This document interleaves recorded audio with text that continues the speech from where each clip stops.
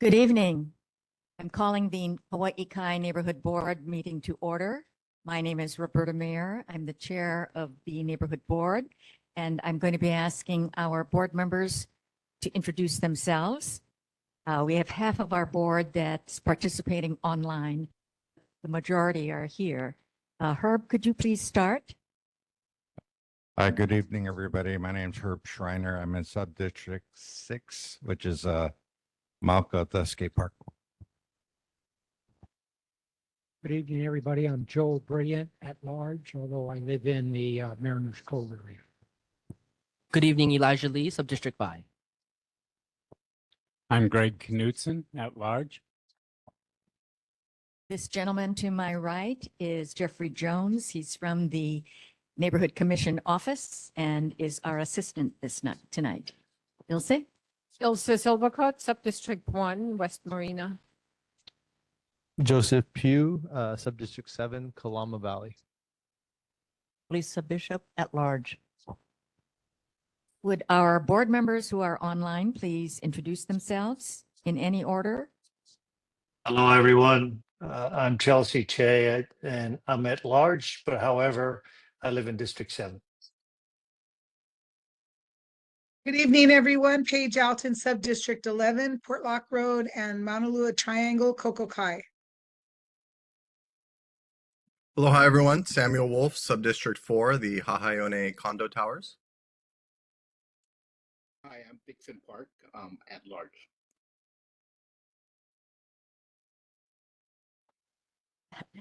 Dixon, you got to turn your microphone up a little bit. And I see you have a pet cat. Oh, yeah, I'm sorry. Yeah, I'm Dixon Park. I am at large. All right, we're expecting, oh, go ahead. You're muted, Gene. Please turn your microphone on. Got it. Yeah, I was having a little technical difficulty. I'm Gene Tierney. I'm representing Subdistrict 8. Elizabeth? Elizabeth Riley, I'll get the video going shortly. I am at large member. Mahalo. All right, and we might have one other board member joining us a little later. We're going to continue with our agenda, and first up is our status reports from our service providers, starting with the Honolulu Fire Department. Come on up, gentlemen.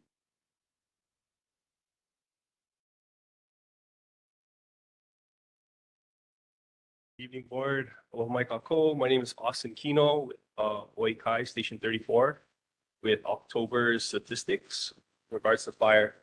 So this month we had 0 structure fires, 0 wildland and brush fires, 0 nuisance fires, 0 cooking fires with 2 activated fire alarms. For emergencies, we had 75 medical emergencies, 0 motor vehicle with collision with pedestrians, 4 motor vehicle crash collisions, 1 mountain rescue, 1 ocean rescue, and 3 hazardous material incidents. We have some fire safety tips and announcements for this month in regards to smoke alarms. So this year, the National Fire Protection Association's Fire Prevention Week campaign strives to educate everyone about the importance of having working smoke alarms in the home. So we have 3 tips for you. Install smoke alarms in every bedroom, outside of each separate sleeping area, like a hallway, and on each level of the home. Test smoke alarms at least once a month by pushing the test button, and replace all smoke alarms when they're 10 years old or stop responding when tested. Keyboard. Do we have any questions for the Honolulu Fire Department? No questions. Thank you so much for coming. You have a big contingent here. Next up is the Honolulu Police Department. Hi, good evening. Hello, everybody. Lieutenant Mira, District 7. So usually we do this online, but we're here in person tonight. So happy to be here. We're starting off with our statistics for last month. Motor vehicle thefts, we had 3, burglaries 3, thefts at 11, and unauthorized entries into motor vehicle at 8. Total cost for service, 6,119. Going into our safety tips, being October, Halloween this week, Tips for trick-or-treaters, plan costumes that are bright and reflective, or by adding reflective tape or striping. Secure emergency identification, name, address, phone numbers, discreetly within costumes or on a bracelet. Everyone should have a flashlight to see and to be seen. Tips for parents, know who your children will be with and have their parents' contact numbers. Young children should be accompanied by an adult. Look for wrapping carefully, look at the wrapping carefully and toss anything that looks suspicious. And finding tips for homeowners, eliminate tripping hazards on your porch and walkway. Check for flower pots, low tree limbs, support wires or garden hoses that may prove to be hazardous to young children rushing from house to house. Thank you. Are there any questions for the Honolulu Police Department? No questions from the community? Okay, and Okay. you have Yes, another guest. I would like to introduce our new major recently to District 7, Stacey Tanaka. Aloha kako. Greetings and good evening to Chair, Mayor, and members of the Community Board. Major Stacey Tanaka, I just was reassigned to District 7, taking Major Braden Ogata's place. He moved to District 6, which is the Waikiki area. Prior to being assigned to District 7, I was in the traffic division there for about 2 years. And before that, I was in District 8. So for those, except for Herb over there, who don't know where District 8, you would think it's right next to 7, but it's on the opposite end of the island. It's the west side, Makakilo, Waianae, Nanakuli area, Eva Beach. So happy to be in the district. I've never worked in this district before, but looking at it, the layout of it, it has a little bit of all the other districts rolled up into 7. So happy to be working with you guys. Just a reminder, tomorrow is the Chief Logan's Awards ceremony. It's going to be at the Mission Memorial, where we're going to be giving out some awards to honoring some officers who did good work. And actually, we'll be honoring one of our district's own officers, Officer Kanoi Maili Nicola. And she's going to be a recipient of the Certificate of Merit. So I just like to read what she did to get the merit, Certificate of Merit. On June 12, 2024, at approximately 1100 hours, Officer Kanoi Maili Nicola was off duty at Waikiki Beach. A female screamed and saw a male face down in the water. She activated the emergency response via the 911 system and pulled the male to shore. The male was not breathing and did not have a pulse. Officer Nicola began performing life-saving CPR for 7 minutes until the paramedics arrived. The male was then transported to a nearby hospital in critical condition. However, he survived as a result of Officer Nicola's selfless, heroic actions, which is a shining testament to the dedication she has for the community she serves. This is just one example of the many things that our officers do on a daily basis.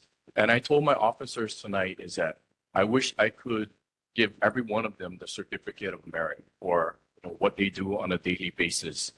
And also reminded them that although you may think that you're just doing your job, you don't know how much lives you're touching out there, what a difference you're making. And again, what you're doing is making a difference out there. So I really wanted to thank them for the hard work that they've been doing and appreciative of what they're doing on a daily basis. With that, thank you, and see you next time. Just a minute. Major Tanaka, Yes. a few years ago, this board did send a letter supporting the recruitment efforts of the Honolulu Police Department because we were very concerned that we have a large vacancy in the ranks. So I wanted to ask you, is recruitment going better? Are you getting a larger number of people who are applying or wanting to join the police force? Well, as Herb knows over there, sitting over there, I'm going to give an analogy that I normally give people. It's like this. We have a bucket and we're filling it with water. The water represents officers. Okay. So the more water, our goal is to fill that bucket to the top. So let's poke a hole on the bottom of that bucket and now water is running out. That's represents the retirement. And I forgot to mention the bucket represents services that we do on a daily basis. So as you know, that the bucket grows larger as there's more responsibility that the department has to do as far as services provided. Yet we're trying to fill that bucket with water, yet the bucket is getting drained by the retirements. So to answer your question, it's better than I think we were off before or in a year or so from what I can see as far as the sizes of the classes. But it's interesting that you asked that question because I told my officers tonight when I spoke to them is that Chief Logan always tells us as the command, you need to share the greatest reason as to why officers are joining the department. So our human resource asked the recruits, what is the single most factor that made you want to join the department? And by far, the single most common answer was friends, knowing friends and family, that made a difference to me, that made me want to join. So with that being said, more so I reminded them it's that, recruit who you want to work with, right? On a daily basis, when you're out there, treat everybody with dignity, respect, and who knows, one of these people that you talk to might want to join the department and fill up our ranks. Well, we appreciate your personal attendance tonight, and it's very nice to meet you, and welcome to the community. Thank you. Okay, thank you. We're going to be moving on to the Board of Water Supply. Iris Oda is here tonight. Hi, everyone. I usually do a main break report, and there was nothing in September. And I just have one general announcement. We're speaking of this earlier, the 2025 poster and poetry contests. So we launched our 2025 contest. It's open to grades K through 6 for the poster, and poetry is open for grades 7 through 12. And this year's theme is Worth the Vibe. So deadline to enter is February 28th, 2025. And you can go to boardofwatersupply.com/WCW contest. So it's usually for the schools, but we like to let you know in case we want to tell the parents to tell the kids, to tell the teacher. Thanks. And if there's any questions for the Board of Water Supply. Yes, Joseph. Yeah, we're a few months in now to the Kalama Valley project through the repiping and construction. Do you have any reports on if our timeline is on track? Are we ahead of schedule? Have there been any setbacks at this time? Yeah, sorry, they didn't get a report for this month, but I will ask for next month. We have a meeting, right? Yeah. Oh, sorry about that. No worries. Unless you need me to call you, we can just report next month. I'm not in a rush. I just was curious because I know it's a little lengthy, so I just want to see where we're at. Thanks. Good question. Any other questions for the Board of Water Supply? All right. Thank you very much, Iris. Always good to see you. Moving on to our Kaiser Complex Schools and Principal Shannon Gu. Good to see you, Mr. Gu.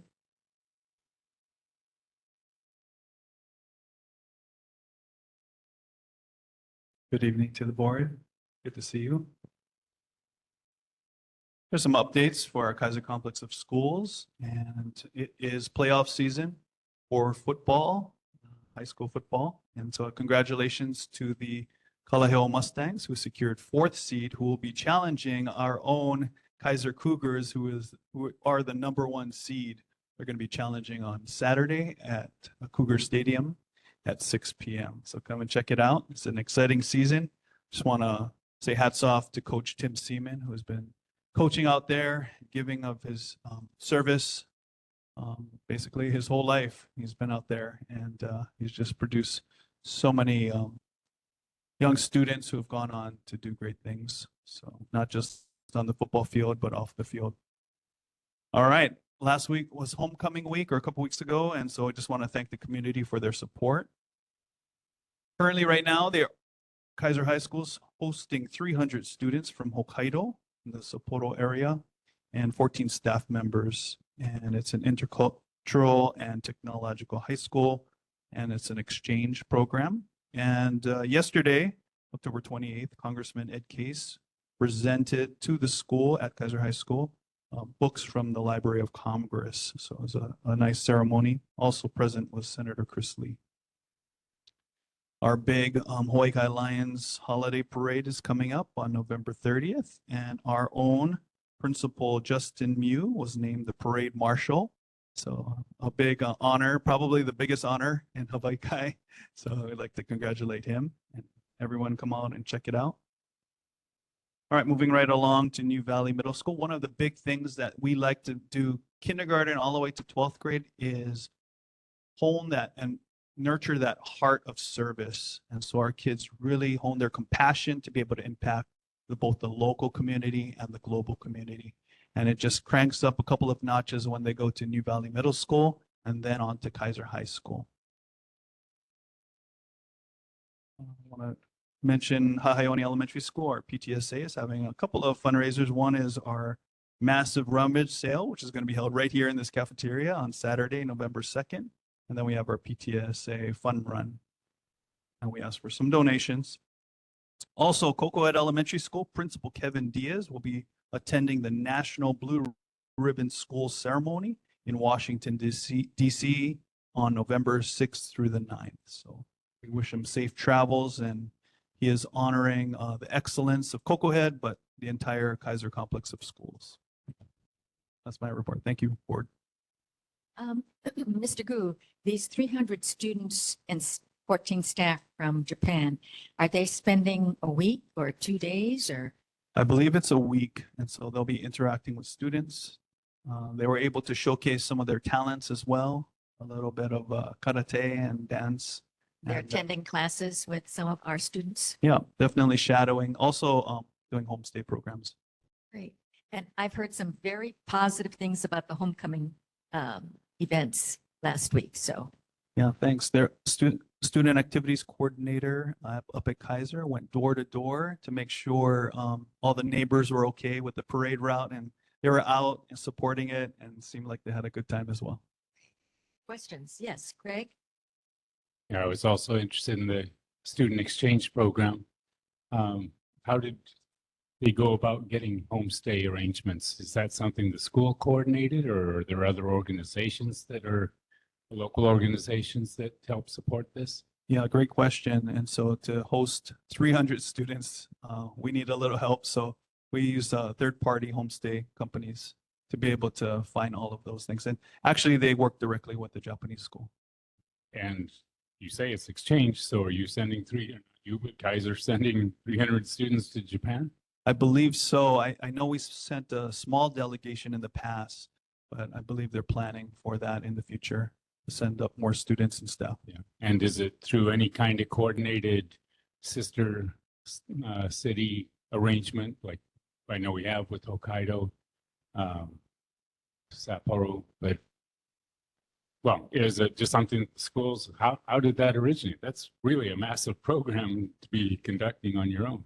Yeah, it's one of our biggest partnerships. Actually, every school in the Kaiser complex seeks these sister school partnerships. So for instance, like Hahaione, we have about 4 sister school partnerships around Japan. We also have one in South China, and we are trying to seek one in Korea. So then on your Hahaione ones, you work through other local organizations? Yeah, definitely. We have about 3 homestay companies that we go through for hosting here. And then when we go up there, it's actually the schools and the parents of the schools who just volunteer their homes for us. Yeah, that's very impressive. Very good. Thanks. Any other questions for Principal Gu? Seeing none, thank you very much for being here. Appreciate it. We're going to be moving on to community announcements. And before everyone rushes up to give us their announcement, I'd like to make a couple. I want to call the community's attention to the new berms at the entrance to Portlock Road. Those have been put up by the State Department of Transportation. And I see that Galen Wong from the Department of Transportation is here. So I would like to thank Department of Transportation for acting on that and implementing that mitigation for that area. It's to prevent illegal left turns into and out of Portlock Road. Also, I wanted to call the community's attention to the sign Mauna Lua at the entrance to Hawaii Kai. It is just below the Hawaii Kai sign. And Malia Marquez, who is the community member who initiated this effort, was supposed to be here tonight. I don't see her. Oh, I'm sorry. Malia, please come on up. I wanted to thank the community group for getting that accomplished. And Malia has something to share with us on this, the new sign.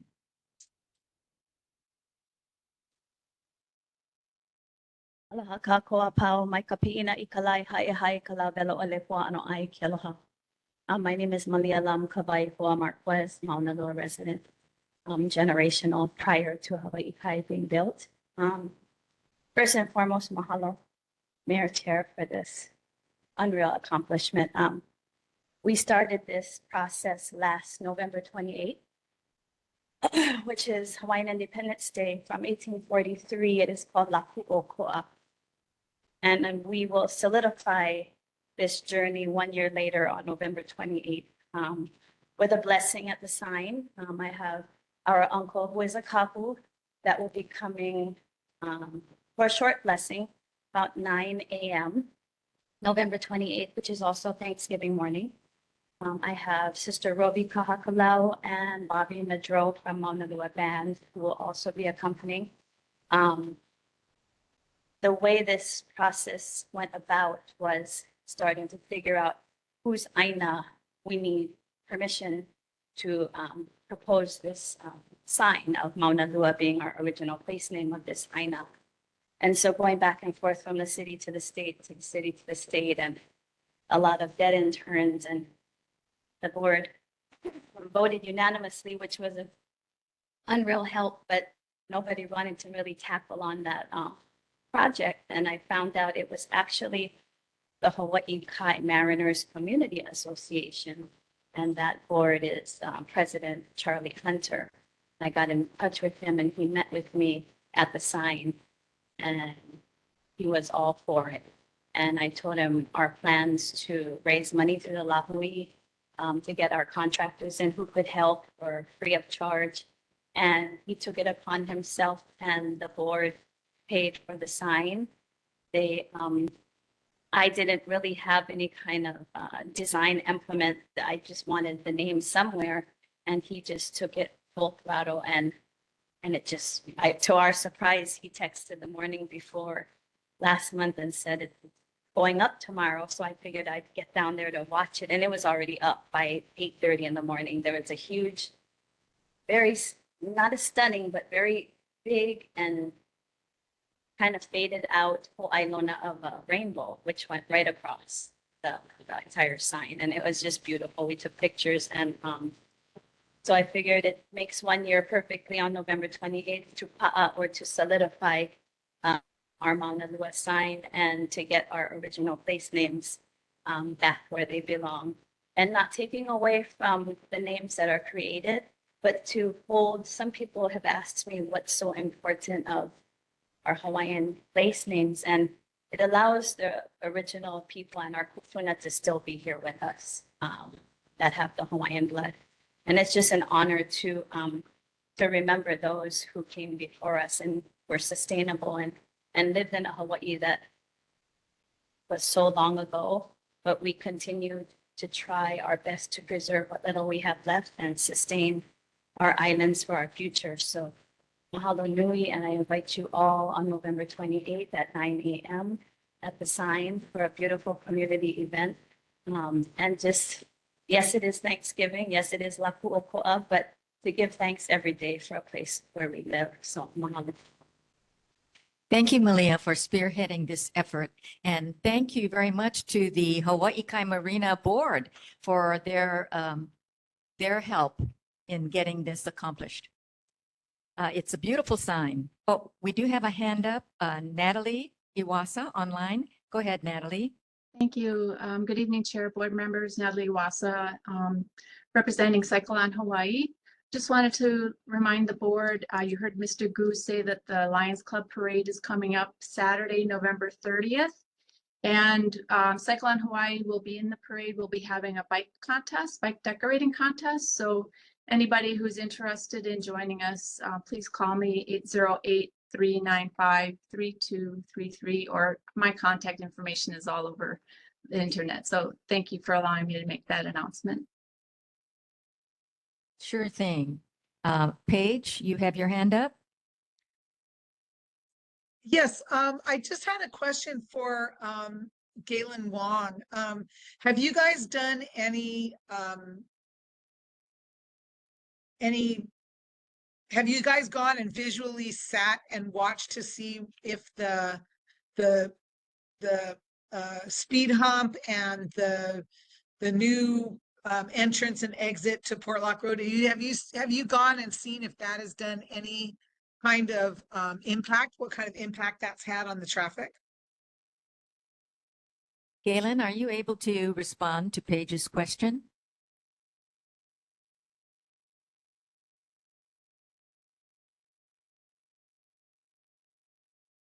Sorry, Paige, he's not responding at this time. Okay, thank you. Okay, and I see another hand up, no name, but a number that ends in 09.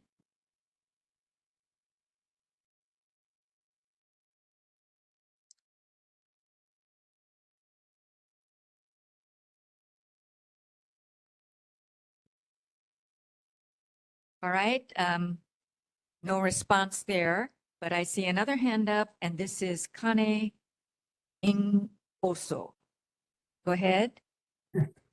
Aloha, everyone. My name is Kane Ingosorio, and I live in Coloma Valley, and I'm also involved with the Mid-Pacific Roadrunners Club. I am the president of it, and we are planning our annual Bassetti First Sunrise 10K on January 1st on New Year's Day at 7 o'clock. And this is an annual race. We've done this for a number of years. And we have submitted our park and street permit, and we'll be submitting requests for HPD. But it's a 7 o'clock race. We have about 150 runners and walkers. And it starts at the Coloma Valley Park. And it circles around Coloma Valley neighborhood. And then it goes up to Camilo Iki and heads out to Lulalila Home Road, and then turns around after the big hill and comes back and finishes at Coloma Valley Neighborhood Park. So just wanted to let you folks know that we are planning that race as scheduled on New Year's Day at 7 o'clock. All right, thank you. Any other announcements? Yes, Joel? November 11th, Veterans Day, there's a ceremony at Punch Bowl for anybody who would have an interest. It's kind of an impressive ceremony. It's held every year. A lot of politicians, usually the governor, the mayor, a number of 2, 3, and 4-star generals and admirals, including the 2 brothers of our current HPD police chief. And if you're a Navy veteran or know anybody that is, happy birthday this month. Okay, I do have a couple other announcements that I'd like to inform the community about. At last month's board meeting, the board determined to take a position on the Aukahi Energy proposal to install a wind farm in the Kaiwi Channel. And at that meeting, we decided to oppose the wind farm in the Kaiwi Channel and to send a letter to Governor Green stating our position and listing all of our reasons. And if anybody in the community is interested in getting a copy of that letter, I do have several copies available up here. And so I welcome you to come up and take a copy. But I also wanted to let everybody know that Governor Green responded almost immediately to our letter. And his response by email was, "Thank you, Roberta. I truly appreciate the input and would recommend you work closely with our energy team, especially Mark Glick, to reach," and he's the Hawaii Energy Office, "to reach compromise on integrated plans. We will also tend to defer strongly to the regional elected leaders and neighborhood boards to tell me what their community constituent consensus is. Be mindful that every decision that takes one option off of the table may put more pressure on another needed option, and there will be opposition to that option also.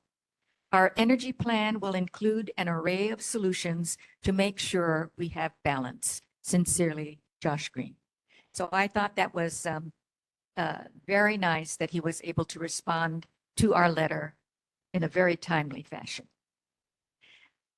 I also wanted to announce, Paige, you raised a question at last month's meeting asking whether or not Bank of Hawaii was going through with its branch development at the old Outback restaurant.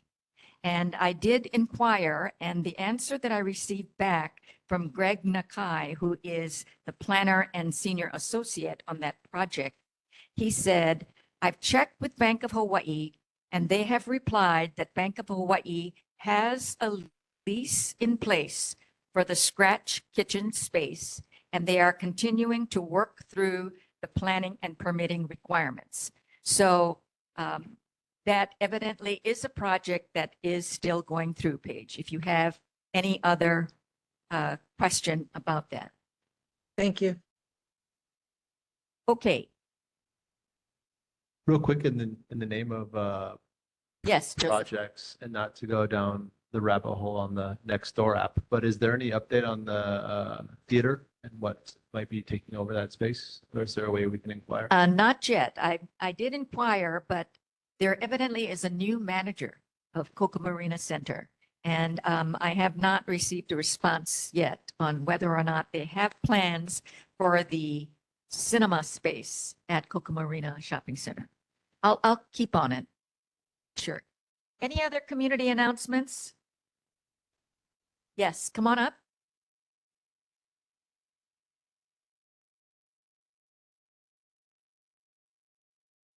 Aloha, good evening. I'm Corey Tom from Ho'olonopua. I wanted to just give a brief overview of the organization and what we do as an organization. We are a nonprofit which is vulnerable and at-risk youth of Hawaii, primarily focusing on prevention and education of child sexual exploitation. At our organization, we have 5 programs to our open group services, our Starfish Mentoring Program, Pro Haven, which is a residential treatment facility, advocacy program, and art education program. So I've come here tonight just to kind of shine the light on the issue, introduce it to all of you, just to say that our programs can't be run without the help of volunteers. And without volunteers, we wouldn't be able to provide any of these services to the youth board. So if you would like to join me and the organization on our mission, would kindly ask for any interested volunteers if they want to join our organization. Any questions, you can to me now or Corey, can you repeat the name of the organization and let us know if you have a webpage? So the organization is Ho'olonopua. Is that one word? So it's Ho'ola.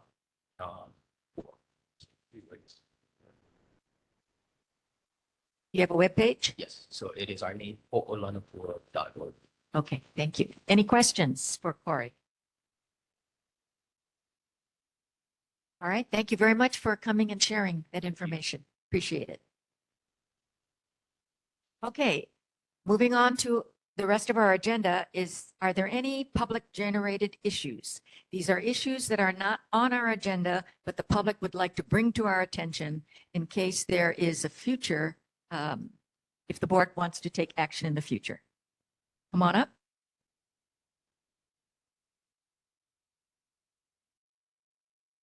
Good evening, board. Thank you for speak with you. My name is Nick Venus. I am a body surfer who attends Sandy Beach on a regular basis. A little over 2 years ago, I submitted a design to the city and have been in contact with Chairman Waters and mostly his assistant head review. The idea that I had in mind was to pave the dirt lot and improve the area on the low side of the parking lot. The reason for that is because there was a number of days over the last 2 years where on the weekends in particular, rocks were being scattered throughout the access area and becoming dangerous, not only for the tourists, but for the regulars there as well. Not to mention the particulars of injuries that can occur from falling, but particularly the damage to vehicles when those rocks are being sprayed. So over the last couple of years, I've been in touch with Adam, I would say at least a dozen or so times. We have talked to a number of other departments.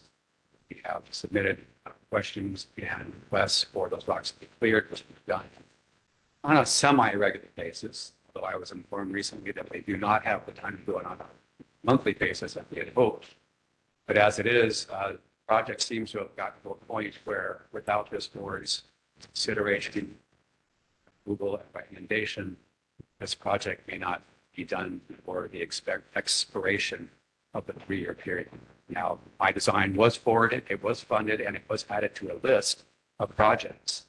But this board in particular was informed, I was informed that this board in particular needed to be addressed with this issue and given the opportunity to consider it and hopefully approve it and then make a recommendation to the city to make it a higher priority than it is right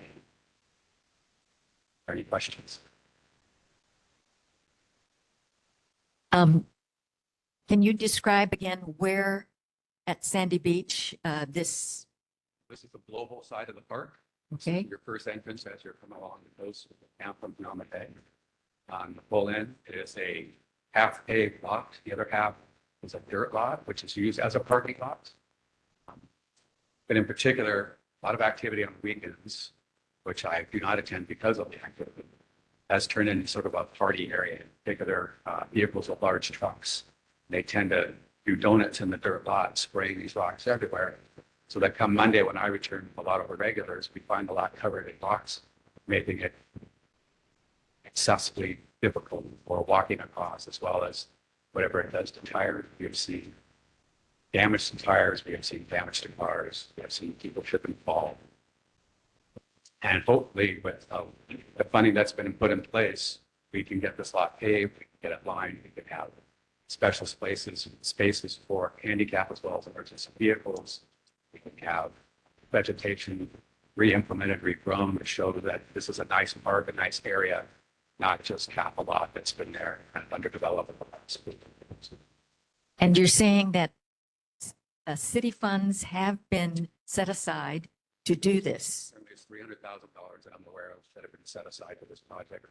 They had a budget, estimated budget of over $1 million to do this. I'm not quite sure how they developed that number. You know, part of that though was for the design, which I suggested they can or not spend because I've already provided the design for them. Not that they couldn't use that design, and I'd be happy if they did. My design allocated double the amount of parking, as well as the extra space that's necessary for emergency vehicles. All right, questions? Yes, Greg? Yeah, I'm pretty familiar with that area, but I'm not quite picturing what you're proposing and how you could possibly double the spaces in the space that is there. And I think we'd like more of a compromise sort of between what is now, which can get kind of rough, and something we don't want like formal, I don't know, too overblown but there, but because we've always sort of supported the more or less natural state of Sandy Beach. We oppose beach closure hours. I mean, it can get pretty wild and busy at times. And when you're saying rocks, real rocks, I'm seeing sand on it sometimes, but I don't see much of it. Dirt lot. There were a bunch of grit rocks and. And rock what that looked dirt like- rock do you mean, lot, do you mean like on grit the rocks, right? Like baseball size, golf ball size. and stuff. Okay, but again, I'm not sure where you're talking, when you turn off the highway and you're going east, turn into it and then turn right. And then on the right-hand side where it is on, okay, wow, I haven't really seen any rocks there. Like I said, I contact Adam probably once every couple months or after any major event where I come in on a Monday and there are rocks scattered mostly at the entrance, but always we're out in the entire area. Okay, and of course, the lot on the far east end, that is really rough and could use a whole lot of attention and might help if we had some grading of that, just to relieve the pressure on the other end. I concur with that. Start somewhere. I know that I've been working on this for over 2 months. I know other people have worked on the other part of the lot for a number of years as well. Okay, and to have this board take any action in support or not requires a formal agendized item. So can you provide that to our chair, Roberta Mayer, so that we can consider possibly putting something on to the November agenda I was going to with ask, details? I was going to ask if the board wanted to consider that, but I see a number of hands that have with Anyway, questions. So I'm done. So I'm going to ask Paige and then Elizabeth and then Jean. Paige? Yes, hi. Thank you very much for your informational talk. I have a question though. Was there a consideration to maybe use that area for some native plants and maybe to rock it off as opposed to instantaneously going to just throwing down a bunch of asphalt? Because I think maybe it would be a better aesthetic to Sandy Beach to have that be a nicer entryway as opposed to just putting down some more asphalt and making it, more of a parking lot. That's my suggestion. Yes. I was just wondering, was that a consideration or did you just want a place to park more cars? No, my design included more green space, particularly along the rail line, but also around the light posts at three places. Okay. All right, Elizabeth? Thank you. I'm assuming, and maybe Greg can confirm this, if this, and perhaps you could too, sir, that the area that you're referring to is immediately next to where Parlay is doing that restoration of native vegetation. Is that correct? Sir? There's a group of people at the end of the lot have done work themselves. Yes, that is Yeah, correct. they On the other side actually of that- have an adopt a park agreement now with the city, which is great. I'm going to ask Chair Mayor if we could put this on the agenda, whether it's in November or whether it's in January, but I think that the stakeholders on the Kaiwi Coast that are doing conservation and restoration work should have an opportunity to listen in on this, and perhaps the gentleman can share his plan with us just as well, because it's the first that I'm hearing of it. And like this neighborhood board, there are many of us that have been working on the Kaiwi Coast for over 15 years. So thank you so much, sir, for coming forward, but it would be good to have a formal presentation and have you share your ideas. And then want to make sure that we get the other stakeholders that are doing restoration work. I want to just also iterate that the overall approach to the Kaiwi Coast, Mauka to Makai, is to keep it in its wild and natural state. And there are many plans that are out there, including the East Honolulu Sustainable Communities Plan that uses that language. So when we start looking at hardening surfaces, we have to make sure that they're pervious, for instance. So asphalt is definitely a no-no, but there are other methods that could be used that are pervious. So, but thank you. I look forward to learning more about what your interest is. Great, thank you. Thank you. All right, Jean? Then Basically, Elizabeth covered everything I want to say. I agree with her. I'd like to see a formal presentation.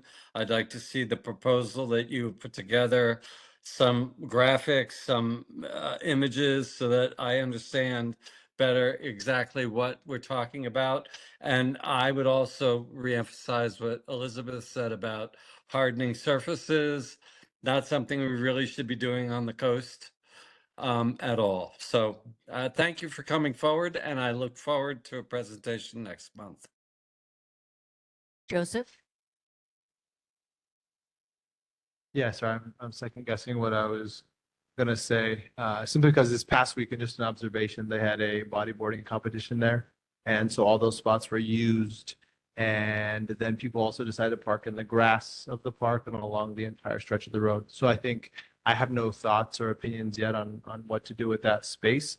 But I just want to comment that if parking is lost there or minimized at all, it's just going to result in more cars along the road, the wood bank, and on the grass. So just understanding the chain of events as we plan this space, if we do anything with it, I don't think it's going to lead to a reduction in the groups coming. So where are they going to then place their cars and what then will they be parking on and damaging? Okay, Nick, I think that the board has indicated that they are interested in learning more about the project before they can take any position on it. And so I would recommend that you put together a diagram, an explanation of what it is that you're trying to do, and contact me and we'll try to get you on the agenda either for November or January. Thank you so much. All right, thank you for bringing that to our attention. Are there any other, oh, I'm sorry. Natalie, you have your hand up. Is it on this issue? Yes, please. Well, on public concerns. Oh, okay, let me get back to you then. All right, thank you And then- very much, Nick. I have something on this issue. Okay, Elizabeth, go ahead. Thank you. Thank you. The area that the gentleman is speaking of is City and County of Honolulu Parks and Rec. So I would highly recommend that we have somebody from that division out here too, because it's going to be kind of hard to discuss or have a more robust conversation without understanding what their thoughts are. All right. Or at least just thought I'd mention that. Thank you. Okay, thank you. Yes, Greg? So you had said funds might be expiring. When? July of next year. So that's Okay. 2+ years in. And have you talked to city officials? Are those funds in fact actual, I mean, are they active or sometimes things are allocated, but they aren't? Correct. As far as I know, the funds are there and they're available.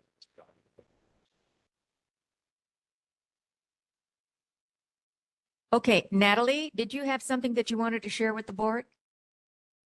Yes, please. So Natalie Wassa, for the record, I have several items, if I may. First of all, I wanted to remind the board, some of you remember anyway, that when we did the Mauna Lua Bay Scenic Byway, in that plan, there was a task to remove that yield sign at Lunalila Road and Kalaniana Ole Highway down by Coco Marina Shopping Center. And I asked that that be removed. I frequently run into problems down there where motorists are stopping and they don't need to. And most recently, about a month ago, a car cut in front of me and then he stopped and I had to slam on my brakes and I wiped out.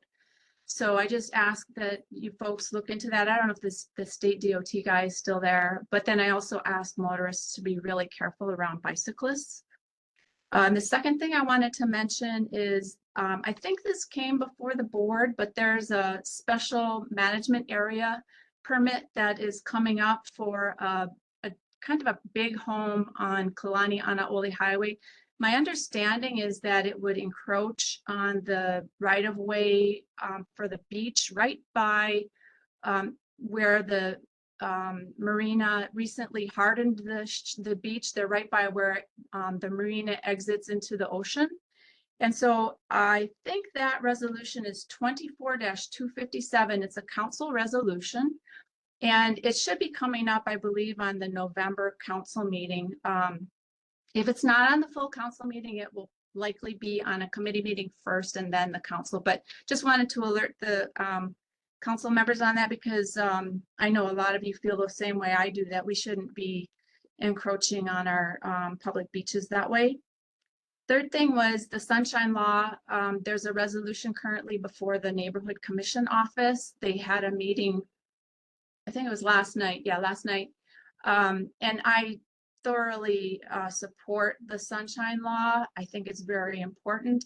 And so just wanted to alert members and the public that the NCO decided to table that discussion for next month. They didn't make a decision now. But basically what they're trying to do is to remove the Sunshine Law requirements for neighborhood boards. They're going to put a resolution forward to the legislature to introduce a bill to do that. So just mentioning that. And then the last thing is public testimony. So I've submitted written testimony several times this year, and it seems to be kind of hit or miss whether it's mentioned in the minutes.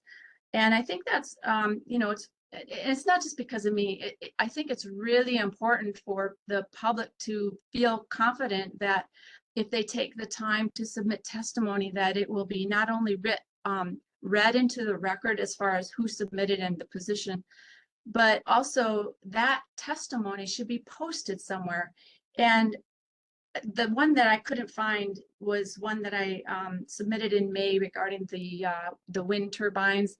EV. I'm sure people are going to be looking at that issue and including the decision makers higher up and, you know, trying to find out how the community feels. So I think it's really important that when there's testimony that it be posted, at least posted on the NCO website. So those are my comments, and thank you so much, Chair and neighborhood board members. Natalie, do you have an address for that home on Kalana Anaole Highway? It was 6,000 something. I can send it to the board, but I don't have it offhand. Okay, thank you. Yeah. And Roberta. Go ahead. And just to let you know that we do have a meeting with the neighborhood board chairs and vice chairs, have a meeting with the commissioner, neighborhood commission office next week to discuss the issue of the Sunshine Law and public information. So just to let you know that we are aware of it, and we're going to be addressing it very soon. Greg, you had a comment, and Yeah. then Elizabeth has her hands up.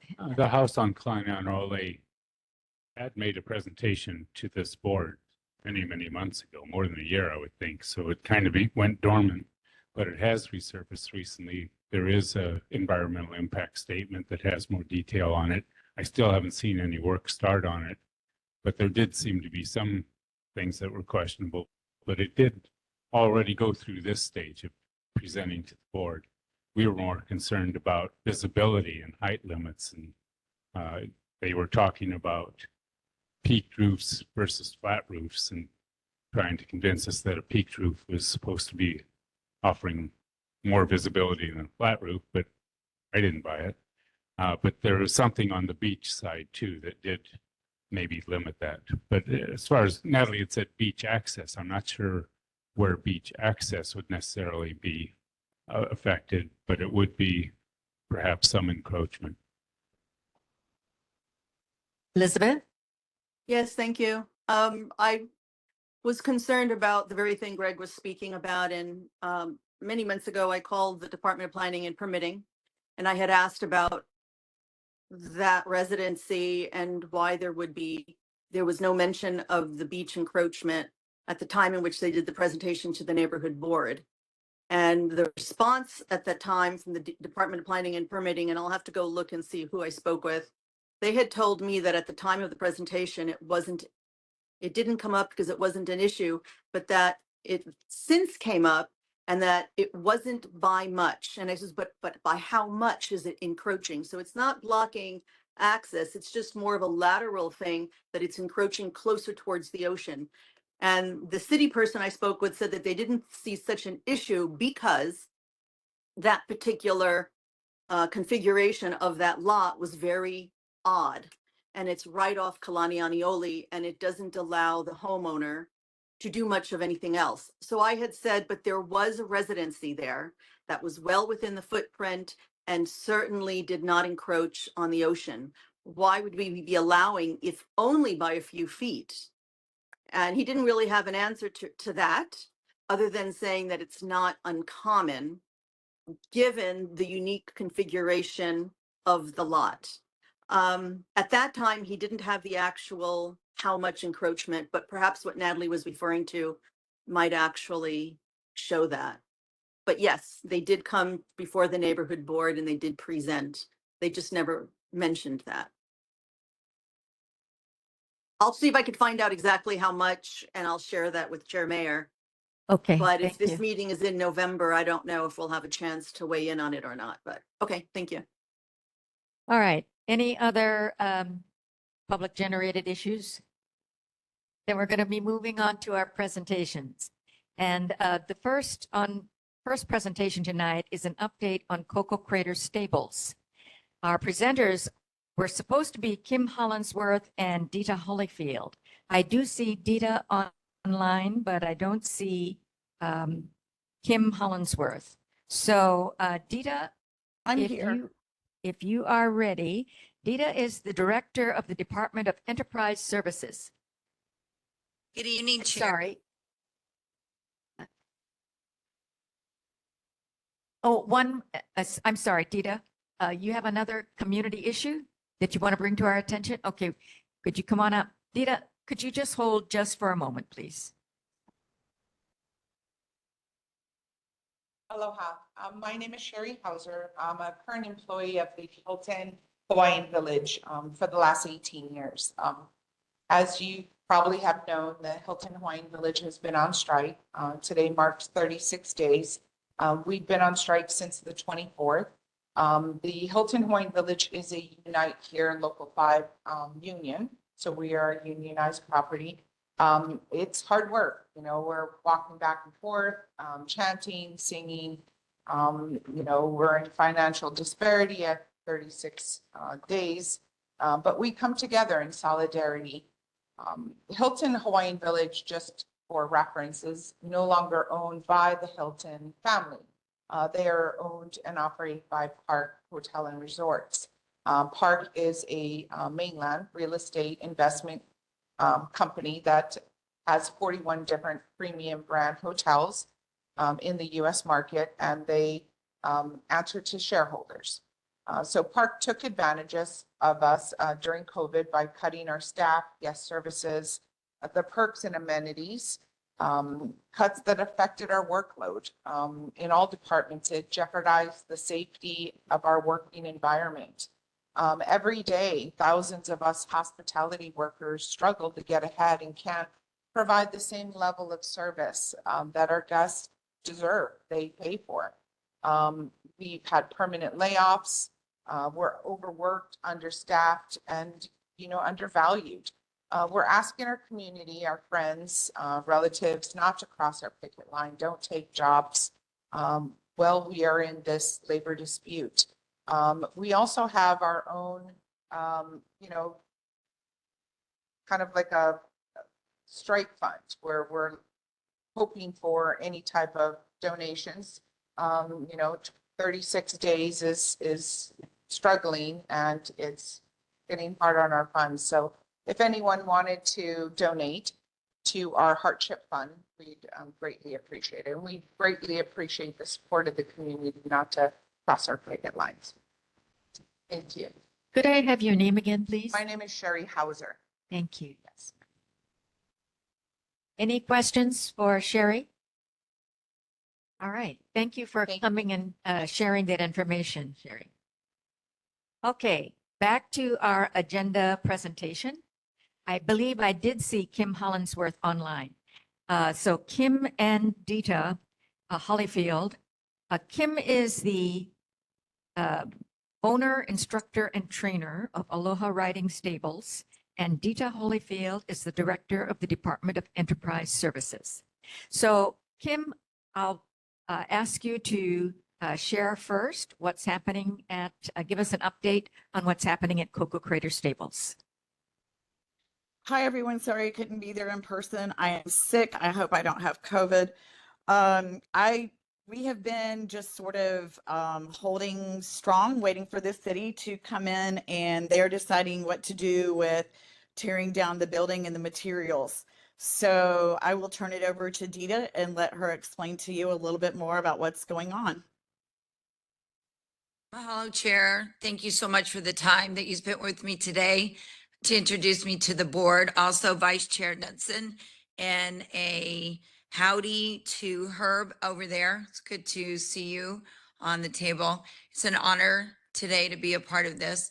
The Department of Enterprise Services, before we get into the Cocoa Head, our division runs the Honolulu Zoo, all of the municipal golf courses, and then all of the Blaisdell campus and the Waikiki Shell, in addition to give or take 30, 35 concessions. So that's kind of what our department does if you're not familiar with some of the responsibilities that we're honored to be charged with.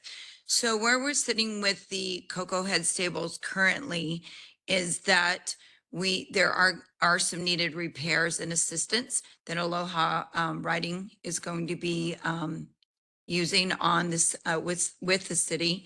Also wanted to let everyone know that there is currently not a contract with Aloha Riding Company, and no monies are being exchanged. So it is our deep and sincere hope that Aloha Riding is going to be in a place where they can start very, very soon. And we are more than willing to help Kim and her organization. Really appreciate the efforts that she puts in for the community. All right, board members, any questions for either Kim or Dita? Paige, your hand is up. Go ahead.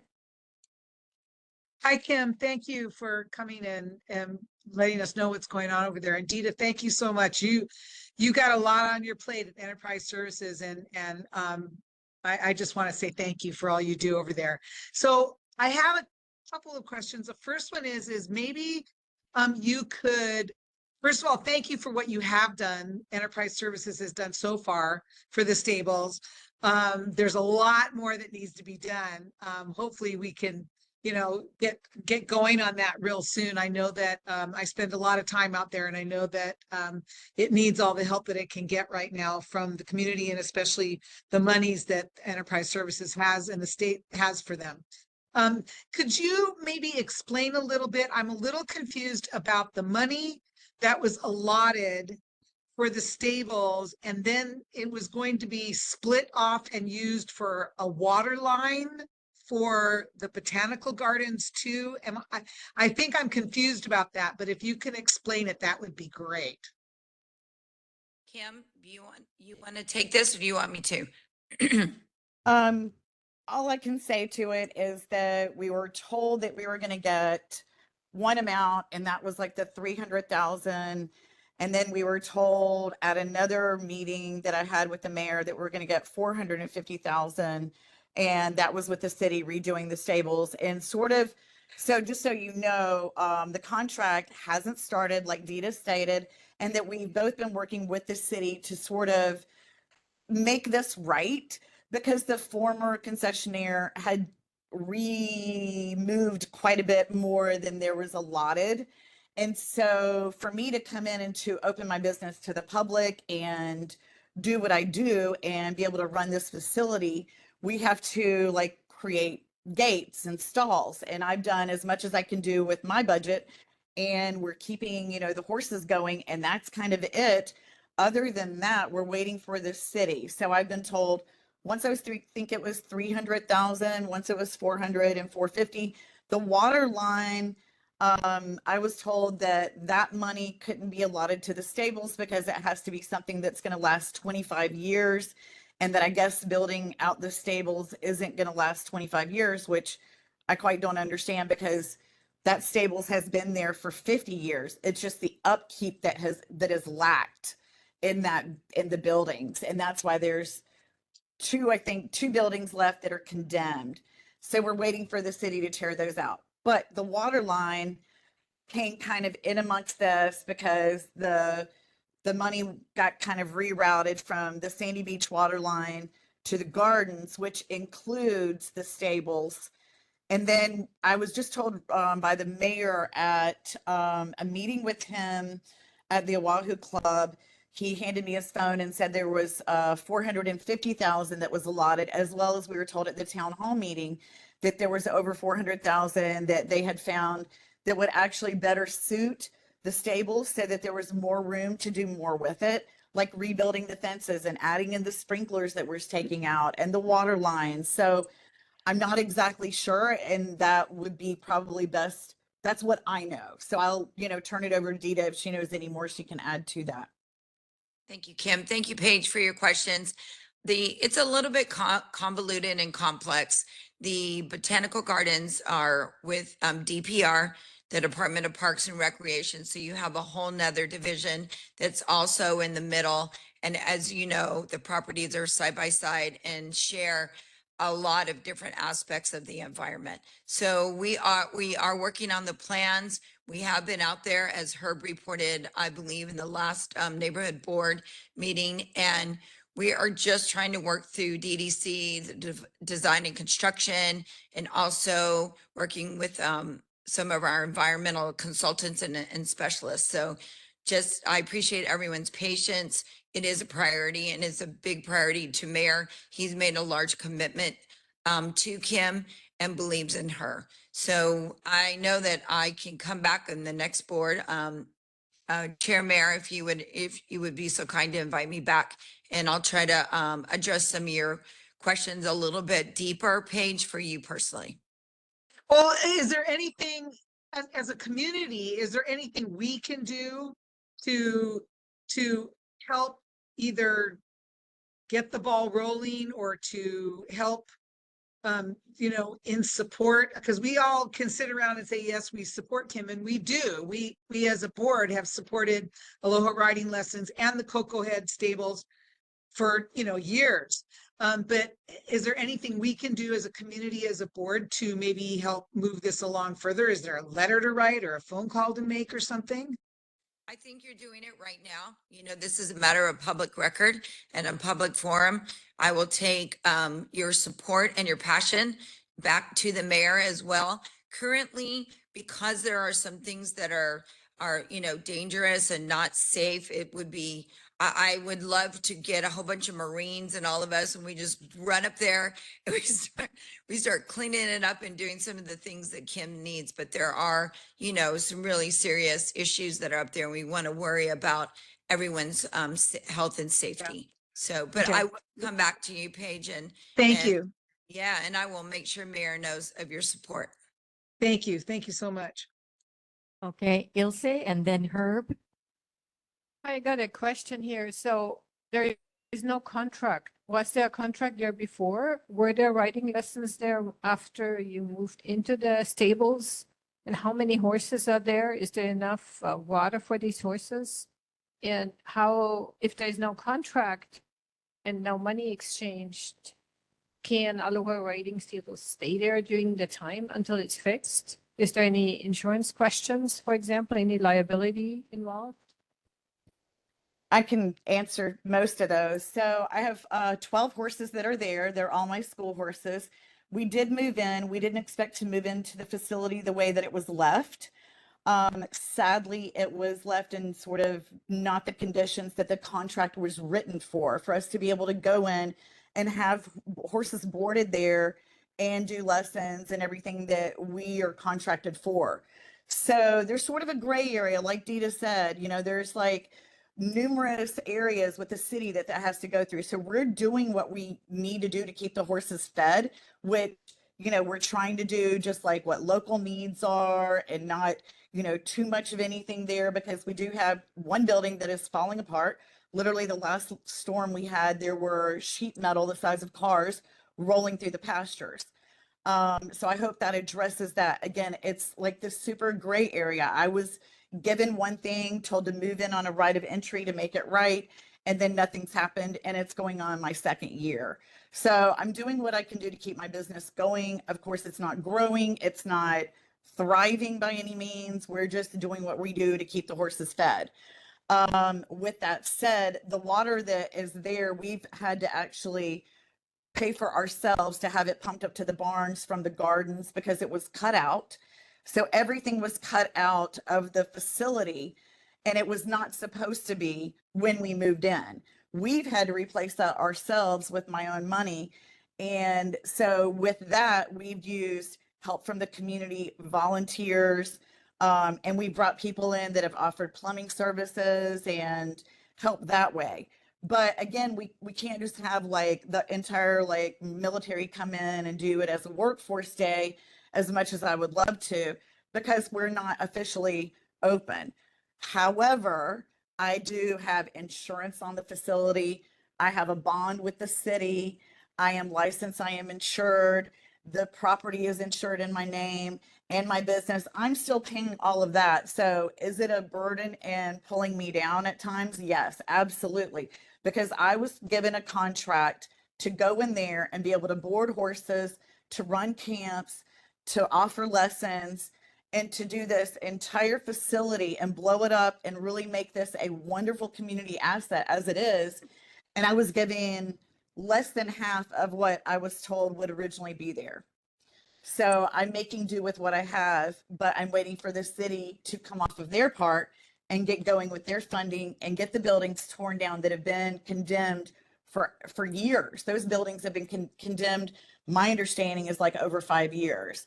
So they have had people come out and look where things need to go in the landfill process, but that's sort of where, you know, it's the city and county. Things move slow, very slow. So we hope that in 2025, the beginning of the year and the end of this year, that we're going to end strong and get some new barns built and have the water lines put back in up to the barn and up to the pastures and make this a true equestrian facility that Oahu and the state of Hawaii can be really proud of.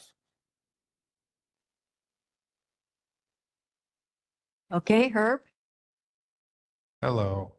I just want to thank you, Dita and Kim, for what we see as we're moving forward. It's much appreciated. I also want to send a thanks to the mayor, Formby, and all of them for all their work all these years too. So thank you. Let's move forward. Let's be positive, and let's go horse around. Okay. Elizabeth? Thank you. And thank you. I wanted to say, there were two things that I wanted to say, but Paige said one and Kim said the other. The most important is that we remember that this is a community asset and it speaks to the history of the area and that this was a gift given to us, the stables, the horseback riding, the equestrian, you know, that entire park region was given to us for $1 by Kamehameha Schools.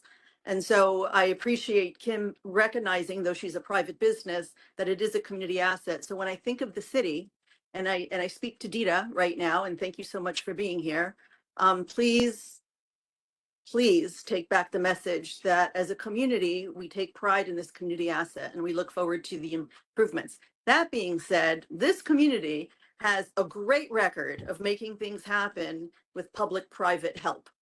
You know, we've got, I could go on and start listing, but I don't want to take time. But Dita, please know that we have ways and means of helping the city. We've never worked with enterprise services, but we've worked with city parks, we've worked with DLNR, and we have a way of making things happen. So before money is spent internally, doing a study or a plan, you know, reach out to the community because we could bring in assistance such as contractors, demo, hauling away, things like this are available to help with this community asset. So Dita, just FYI, okay? So we want to help every dollar go as far as possible. Thank you. Yeah, thank you, Elizabeth. It's so Okay. great to see you. I will take that message back as well. And I just wanted everyone to know too, we are trying to work forward to the contract phase so then we can come back to you guys. And I'm gonna remember you and Paige that you said you were gonna help us. So I'm there. Thank you. Any other questions for our presenters, Kim or Dita? All right, I'm going to thank you both for coming. And Dita, if you're willing, I'd like to invite you back to our January meeting at the last Tuesday of the month. Would that be okay? I need to answer Paige's questions, so I will be ready. All right, wonderful. So thank you both Thank for you. being with us tonight and good luck on all of your efforts. Bye-bye. Thank you. All right, our second presentation tonight is on the Verizon small cell projects that are slated for Hawaii Kai. And our presenter is Tan Pham. He is Aloha. an A&E manager with Centerline Communications. Tan, you're online, so go ahead. Aloha, everybody. Let me share my screen real quick. Share. Window.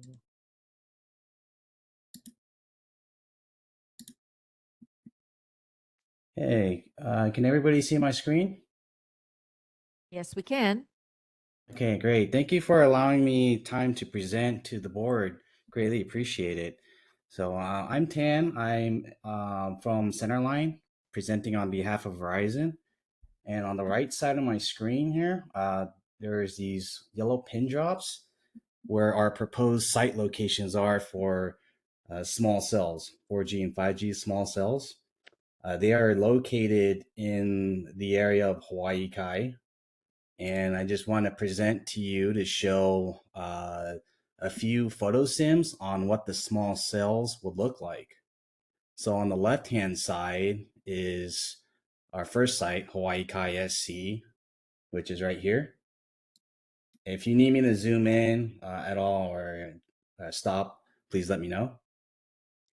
So on the left side, this is the proposed view. On the right side, this is the photo simulation to show you what the small cell equipment would look like.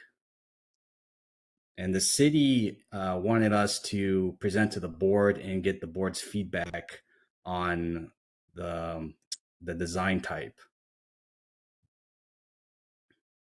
So that's the first location. This is the second location, Hawaii Kai SC02, which is right here.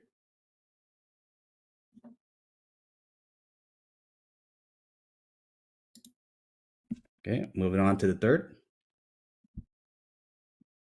Hawaii Kai SC03, which is right here.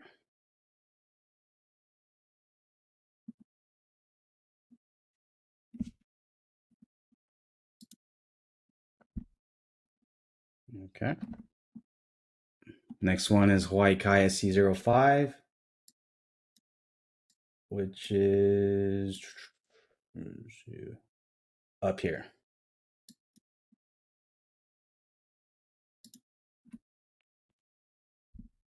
And the next one is 22, which is over here. And that is it. Tan, what are these cells supposed to do? So these small cells increase coverage on your phone. If you have a 4G only phone, then these little small cells will help boost your cell phone coverage for data, data and voice. So if you currently have Verizon as a carrier and you're receiving low signal, this will help immensely with boosting that signal for data and voice. Okay, I have two things to ask. Are you in partnership with the city or the state on being able to use existing poles, light poles? Verizon has an existing agreement to use existing light poles, but this will be a new pole. This old pole will be ripped out and installed in its place a brand new pole. So the design is slightly different. The original pole has a davit style arm type design where it kind of curves down here. The new pole type will be more of a standard type design that the city has already reviewed and approved in other areas, that is. All right, and an issue came up a few months ago with the power outage affecting communication in our neighborhood. Are these cells able to operate when electricity is off? when the power is off? Uh, Are they standalone So the or do they have their yeah, own these generators? no, they don't have their own generators. They're using the existing streetlight power. They're using they're under 1 kilowatt of usage, so the draw is very minimal. So it's about like 650 watts for all of it. That's why we're able to use the existing streetlight power. So if there is an outage and we are tapping into the existing streetlight power, then the equipment will be down. It does not have its own dedicated supply power generator. That can't be affixed maybe through solar power or something like that as a backup? That will be a completely different design that will have to be reviewed and approved by the city. From my understanding, solar power will not be strong enough to power these small cell sites. There will have to be an external battery for the solar to charge that battery pack up, and it wouldn't look aesthetically pleasing to have these big battery packs mounted on the pole.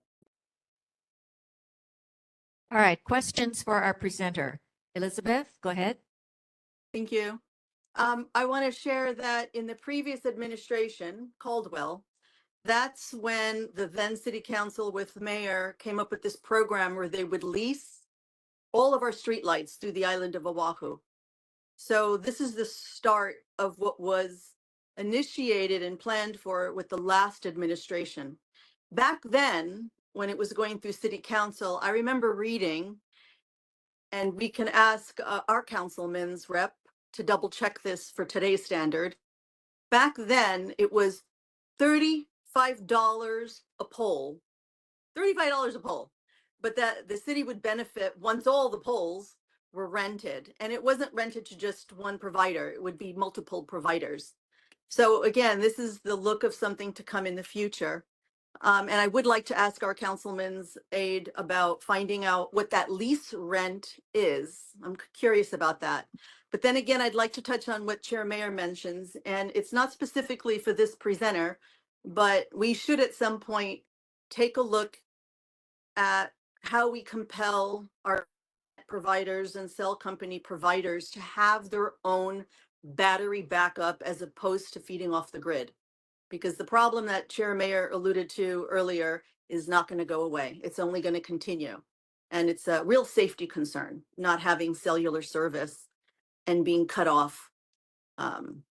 So that being said, thank you, sir, for coming for the presentation. Could you please confirm that the residents in that immediate area were contacted and had the privilege of seeing this, since it's going to be a little bit of a difference right outside their home?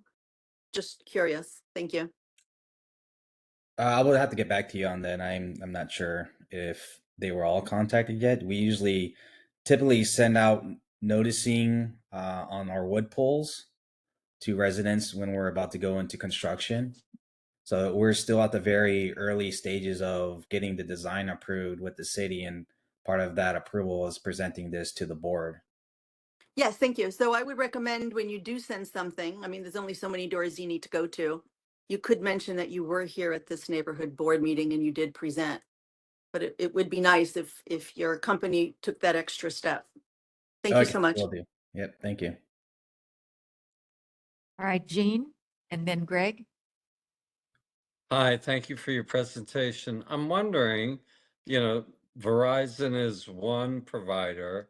Are we going to see similar things from AT&T and T-Mobile and whomever, Sprint? On the same pole, no, but No, on not on the different, same pole, but in the community. yeah, that's a possibility. If the signal is pretty weak on the other carriers, then it is a good possibility that they will also attach to the streetlights to increase coverage. So are these also 5G instruments? Yes, it's a dual combo design. The 4G equipment is at the very top, and the 5G equipment is at the bottom. Okay. All right, thank you. You're welcome. Okay, so the streetlights that are in existence now are all shielded and directed downward. From above, you can barely see that there are streetlights in Hawaii, and it helps to keep the night sky dark and stars viewable. Is your new design similarly designed? Will they be LED? Will they be very directed so they don't have spillover into people's bedrooms and things like that? And I also wonder if the antennas themselves are lighted in any way. No, you won't be able to. There's no LED lights that you won't be able to tell whether or not they're on or off. So yeah. And following up Gene's establishing that this is actually 5G that you're talking about, and I'm not totally familiar with the controversy, but I know there is. There are some people that definitely claim some health concerns about 5G. You must know them. How have they been addressed? So anytime Verizon or any carrier proposes to install small cell equipment, they have to abide by rules and regulations of the FCC and make sure that they're very safe. So we have EME studies that show that the level of radio signals that are being transmitted are very safe. So it's very strict. It's a very strict space to get into, where we just can't put anything, attach anything to pull out into the public without first assuring that it meets the rules of the FCC and that it's safe to do so. Okay, thank you. You're welcome. Any other questions for 10? Okay. Yes, come on up. Hold on, Tam. We have somebody in the audience here. And could you please stop sharing your screen? Oh yeah, certainly. Yeah. Go ahead, Malia. My question was what Mr. Knudsen was asking about the safety and just wondering, I know it goes through strict regulations as what everything says, and then all of a sudden people get sick and have cancer and all that fun stuff. So do you have to, like, are you allowed to do this in front of, like, let's say that was my house right there, and if as a homeowner, are we allowed to dispute wanting something like that very close to our ohana, or is this like just between a city and your company? You can send a notice to Verizon and they will address your issue. So we handle the A&E side. So any resident complaints or any issues that you have, you feel free to send it to I can send a link to it. We have an email inbox of any inquiries that anybody has or any issues that people would like to bring up regarding the installation of the small cell equipment. And then we'll have Verizon address those issues accordingly. Okay, mahalo. All right, Tan, thank you very much for coming to share this information. I don't see any other questions, so we'll let you go.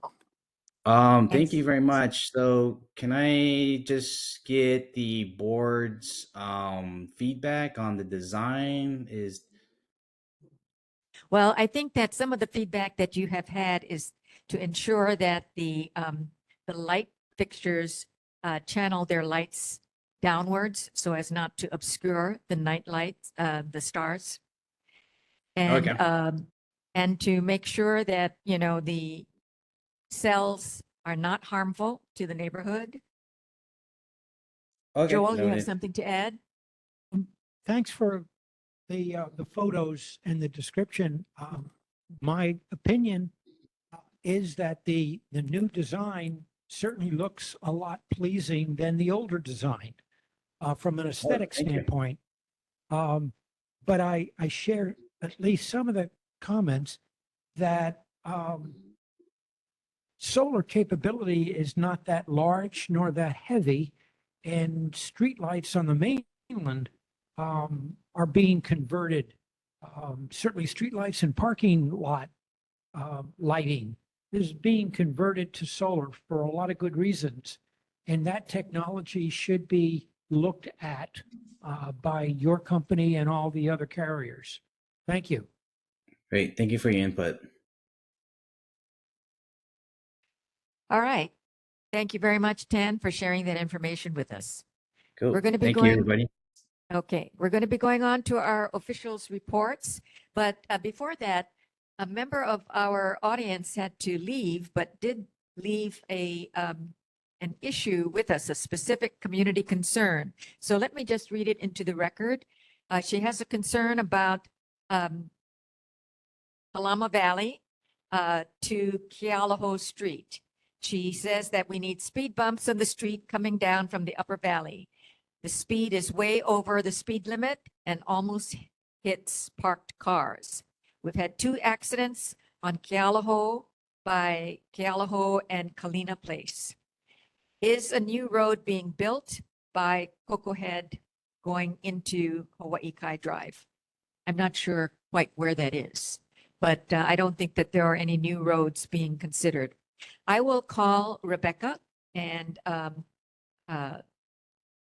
get back to her with some of the information that we have. Yes, Greg? I think she'd probably be referring to that land that Gene has spoken on many times that, it does seem to be a lot of clearing and all, but no, that is not revival of the initial plan that was a roadway, but just clearing it for safety purposes. And we did have that issue of speed bumps on Kealoha before and seem to have gotten a pretty definite no. Well, I'll see if maybe Representative Ward can maybe add this location to his Traffic Concerns Committee. Herb, did you have a comment? Yeah, I was just going to say that Ward has been moving on it with our DTS and stuff for the several issues, the park, the T intersection coming down Kamiluiki Hill. Good question would be is where are we at on that? All right, I'll follow up with him. Okay, we're going to be moving on to our officials' reports. And Mayor Rick Blangiardi's representative, Amy Asselby, is not able to be here tonight, but I understand that Roger Babcock is here from the Department of Environmental Services. Welcome, Roger. Thank you. It's nice to be here. I do have a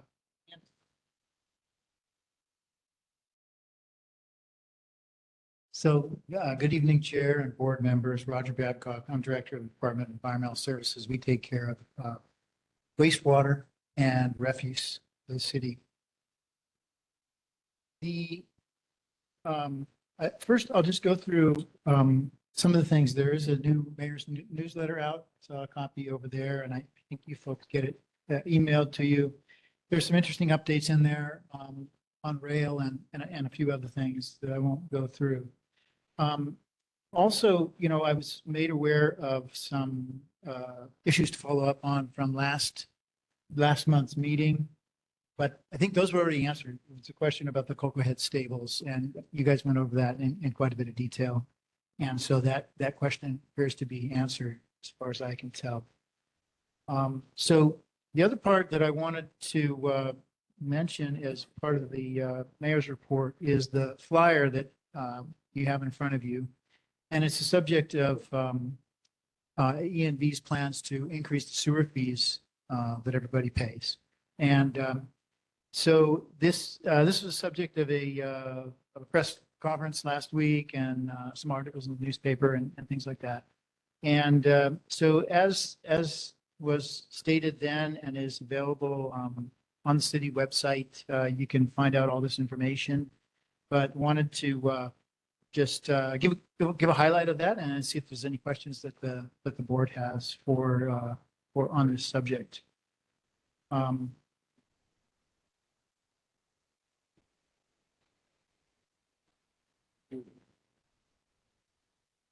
Say again? Josh? What I'm trying to say is the Hawaii Kai area is covered by a separate sewer system. We do not fall under the city one and the rate increases.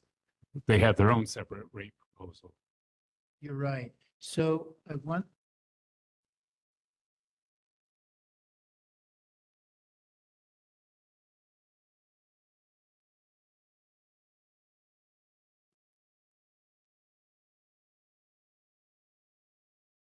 yeah, thanks. I'm not sure whether any of your, whether this neighborhood board district covers any part of the city that is on the city system. But I'm not sure. Are you folks aware? I'm not aware. There's our sub-district one. Who do we have in sub-district one? I'm sorry. We pay American Water is the name? Hawaii American Water, right? So the entire District One? is on- I'm not sure about downtown side of Ione Valley, whether or not they're also on American Water or whether they're part of the city. Yeah. So I understand that it doesn't affect most of the community members, but if you could briefly go over your presentation, I think it Sure. would still be helpful. Yeah, okay. So appreciate that clarification. So anyway, we do take care of the waste sewage for most of the city. And we're putting forward a 10-year rate package to council next month. And council does have to, approve a rate increase. It takes 3 readings. So the earliest it could be approved would be in January. But we're looking at a 10-year rate package where the fees increase 10% per year for 6 years in a row, the first 6 years beginning July 1st of this coming year. And then slightly smaller increases in the 4 years after that to get out to the full decade. So 8, 7, 6, and 5% increases in those out years. There's information in here about the services that's provided and what the reason why the fees need to increase. They haven't increased since 2016 for one thing, and costs have continued to increase over the past 9 years. We're doing a couple things to address affordability for the customers. That there may be some customers in your district, and that's kind of changing the fee structure to allow water conservation to have a larger impact on your bill, and also is instituting a customer assistance program to assist low-income folks who are on the sewer system. And there's some examples of average bill and stuff like that inside here. So if you have any questions about this, I'd be happy to answer at this time. So what about people who are still on septic systems? Is that still up to the legislature to determine whether or not they're going to be charged for not being on city, or how does that work? Yeah, so your question is about cesspools. So cesspools there's a cesspool ban that was passed by the ledge, and all cesspools need to be upgraded by 2050. So currently, they're not part of the system, either Hawaii American Water or the city, so they don't pay any kind of bill. We can only bill people that are connected, to the system. So some people will be getting sewers though, either through the city or perhaps from Hawaii American Water. There is a website that shows where all the cesspools are, and those folks have a certain amount of time to either upgrade their system on site or to connect if a sewer is brought to them. We have a bunch of sewering projects on the books, and that will ultimately connect about 2,000 to 3,000 of the 8,000 that are on the island. Most of the big numbers are on the North Shore, and we will never be bringing sewers to the North Shore. It's too far away from any treatment plants. But there are quite a few that are near treatment plants that we have, which will eventually be connected. So so it's kind of a combination of the individual homeowners as well as the city providing some sewerage collection system to some people. Yep. We have a hand up. Jean, go ahead. Hi, thank you for your presentation. I have a complaint. The Hawaii Kai Neighborhood Board was invited in July to participate in the process of considering the rate increases. And I volunteered for that and entered the process in August after I got appointed, and realized that this has been going on for quite a long time. And the volume of material to digest, to catch up at that point was enormous. So I would ask that in the future, you proactively invite the neighborhood board to participate in your process in a timely manner. Thank you. Well stated. Advice taken. Good. Appreciate it. Thank you. Roger, I know that the infrastructure for sewers is outdated and a lot of upkeep is going to be needed. At the same time, there are new developments in many areas where new sewer lines are going to have to be linked into the existing infrastructure. Does your department have any input into where some of these new developments are going and about the water table, you know, and where pipes can actually feasibly be put? Yes, yeah, thank you for that question. So development, where development can be approved and stuff like that is a zoning issue and a land use ordinance issue. And so when projects are approved for development, say a new ridge somewhere is going to be opened up and there's going to be 100 homes, they'll have to get permits, you know, for that. And as part of that, they'll have to bring in the infrastructure. So the infrastructure, including roads, water, sewer, drainage, electricity, everything is on the developer. So the developer needs to put all that material, all that infrastructure in place as part of their project. The city will not do that, will not provide that infrastructure. And during the process of getting a building permit, they have to submit their plans. And so each department that infrastructure is going to be turned over to has to make sure that they meet all of the existing city regulations, requirements. And so they have to build it to our standards, and then they dedicate it to us. We accept it only after it's proven that it meets all the standards. Then we'll accept it and take ownership and then maintain it and operate it, you know, forever after that. So that's kind of the way that process works.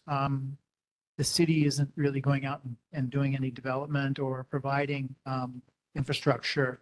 The exception is the question I answered about the cesspool. So there are some places where in existing sewer basins, for example, Sand Island Basin or Kailua Basin, there are some cesspools, and we are attempting in many cases to connect those so that they don't stay, you know, by themselves. But it's kind of a legacy of the way it was developed in the past, where sewers, you know, weren't required at some point and on-site systems were up through like the 70s. Greg and then Joel. So is this, does it take into account a separate proposal?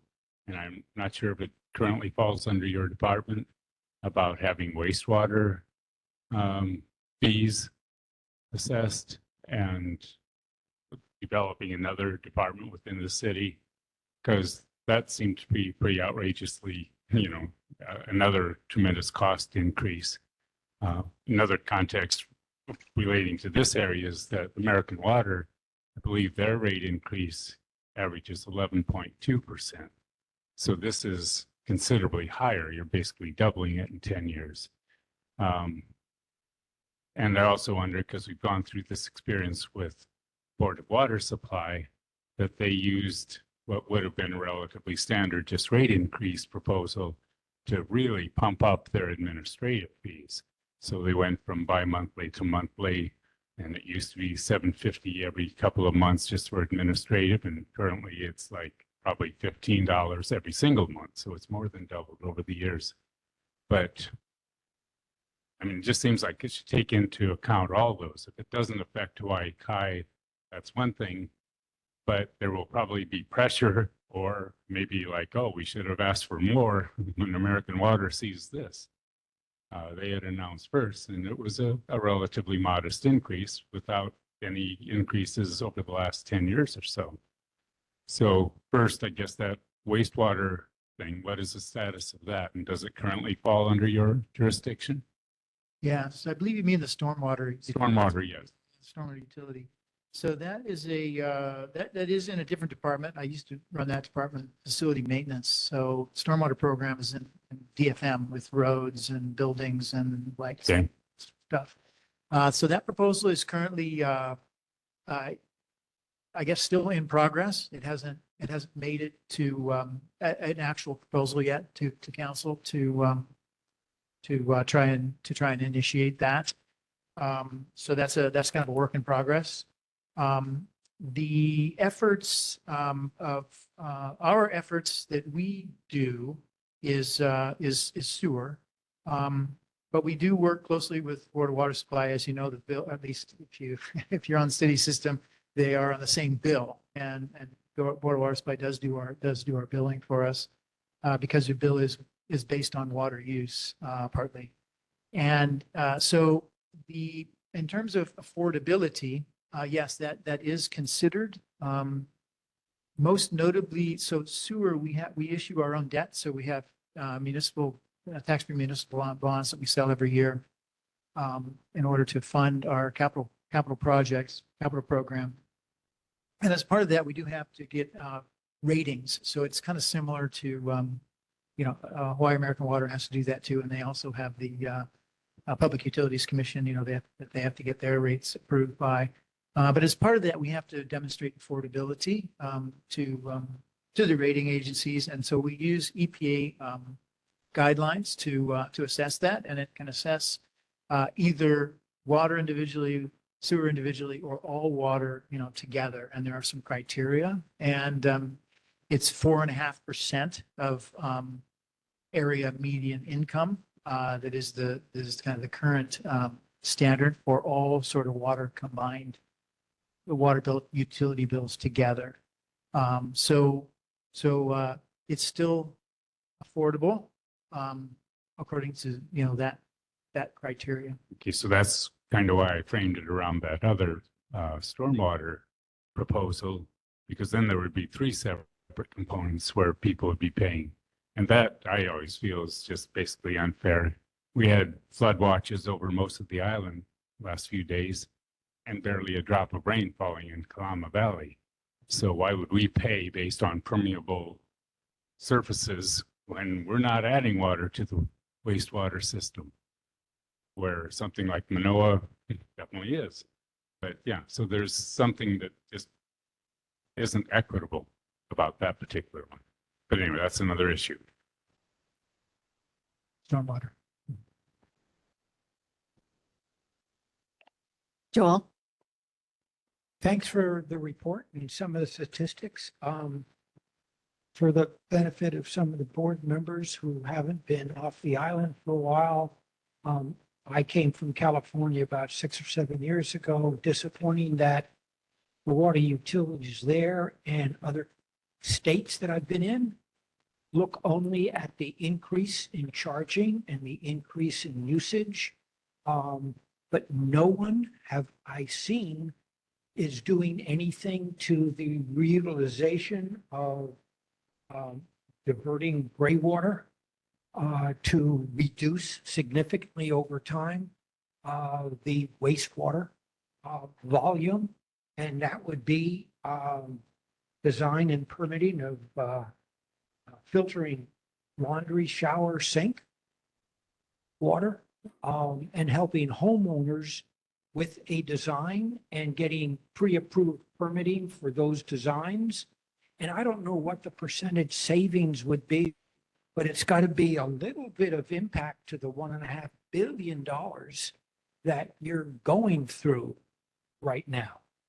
Are there any plans or designs or even desires to get out of this same old thing that I see from a utility company? Yeah, thanks for that question. So, gray water is a reuse is a good way to reduce the amount of both potable water used and of course then sewage too, because they're directly tied together, right? So if you use less water, you're gonna produce less sewage, and if you use your gray water for irrigation instead of going into the sewer, that benefits the utilities. So currently there are guidelines. The Department of Health has guidelines for gray water, creating a gray water system on a, residential property. And so you can apply, to the Department of Health wastewater branch, and they can give you guidance, and they have, it's not really a standard design, but there are some picture sketches that you can use, and an engineer can help with that. I can tell you that it is progressing on a commercial scale. So there's a couple of large high rises that are being built now that will have gray water reuse for flushing toilets in multi-hundred unit projects that are being built. And they had to go through, so it's a DPP thing too. So it's a plumbing code. So it's in the plumbing code to do dual plumbing for gray water use in buildings. And so I can tell you that it's progressing right now quite well, following along on what's been done in some other cities like San Francisco and some places in California. So it can be done. You can use gray water, reuse gray water on your own property. And if that cuts down on the amount of water you use, you would see the savings directly, both on the water bill and the sewer bill. And as you know, the sewer bill is about 3 times as much as the water bill. So any water that you save gives you a double benefit in savings. Herb? I'm gonna do a little twist here. Recycle bins. I've been asked this. Do they really recycle? That's kind of a stupid question, but I've been asked this. And we fill up a couple of blue bins, every cycle. So I just was, Yeah. Thank you for that question, because we do take care of the refuse division is in my department. And it's a common question that folks have, because there was some misinformation somehow at some point in the past that recycled materials were not, the things that are collected in the blue cart are not recycled, but that's absolutely not true. So that's against the law, against ordinance, for us. So it is, everything is recycled. There is the value, though, the commodity value of much of the stuff that's recycled is less than the cost to collect and process and ship it, which is just partly has to do with our location, out here in the middle of the ocean. But that doesn't mean it's not recycled. So it is recycled. It has to be. It is bundled, shipped. We have a contract with a company, and we will not accept those materials at either the landfill or at H Power. So they have to be recycled. They are sent somewhere to the mainland to be recycled. And so we pay, for that service. I mean, all of us are paying, for that service. But it is, again, it's ordinance, and that is the right thing to do, to recycle things as opposed to either burning them or burying them. okay. I can ask for an additional bin, right? I mean, we, like I said, we fill it. That would be one question. The other one would be, is there a list of what we should be putting in the blue bin? Yes, thanks. So the second one, so on our website, there's a really detailed listing of what you put in each bin. And you can search it either by a type of item, like you want to look for e-waste or you want to look for anything, it'll tell you where it goes, which bin it goes, which cart that it goes into. Some things can't be recycled. Only certain things go in the blue cart. Pretty much everything else goes in the rubbish, the gray cart, except for green waste goes in the green cart. And we will be soon, as soon as a new facility is constructed, we'll be taking food waste in the green cart with the green waste. All the green waste is turned into compost, recycled material. It's all retained here on island and distributed, as opposed to compost being imported. Most compost is imported that you'd buy at the store. So this is recycling material and reusing things here from the green cart. And so about 25% of what goes in the gray cart now, at least according to the waste audits, is food waste. And that will soon become compost, hopefully sometime next year when the compost contractor facility is upgraded and gets all its permits, we'll start diverting it to there. So you'll hear a lot about that when we get closer to that. And I'm sorry, I forgot the first part of the question. I was just requesting another bin. Oh, yes, requesting bin carts, yes. So additional carts are available. I do want to preface it though right now is that there was just actually an article in Kokua Line a couple of days ago stating that between now and the beginning of the year, we're not doing any more additional carts. It's because of the holiday season. There's a lot more rubbish at that time and materials. So we don't do that. And it requires an evaluation by inspectors. So you have to request it and then you get on a list and an inspector comes then and looks at your cart early in the morning before it's collected for a period of a couple of months to determine whether you really need an additional cart. And they will open it up and look at it and make sure only the right things are in each cart and stuff like that. And you'll have to bag the extra material, set it next to the cart and show that it's almost double what you can put in one cart. And then they'll bring you a new cart and then it's yours, for forever after that, until you decide to give it back. All right, Roger, we have 3 hands online. I'm going to start with Holly and then Elizabeth and then Jean. Holly, go ahead. Hi. Hey, Roger. Holly Lyons from Quappa Isle, board member Hi, here. Holly. I just wanted to thank you for your thorough preparation, your clear and concise responses, and for bringing these issues to our attention. I appreciate it greatly. That's all. Thank you. Thanks, Holly. Go ahead, Elizabeth. Yeah, great presentation. Happy to have you here. But I do have a question, kind of random. Because of the way that the water bill and the wastewater bill is tied together, when somebody fills up a swimming pool, that's going to, the wastewater, it's going to show on the wastewater side just as well, even though it's not going down in. Am I right about that? That's correct. Okay. Just a question, thought I'd ask. Thank you. Yeah, so all of our customers get an automatic 20% discount or credit on the amount of water used for irrigation. So it's assumed that everybody's using 20% of their water for irrigation. So that's taken off, and then the calculation for how much sewage is based on 80% of your water. If you use a lot more water than that for something other than making sewage, then you can do what's called a sub-metering program. And so all large like townhouse complexes and stuff like that all have sub-metering. So it's a separate meter that's connected to the outside use, which could include a swimming pool.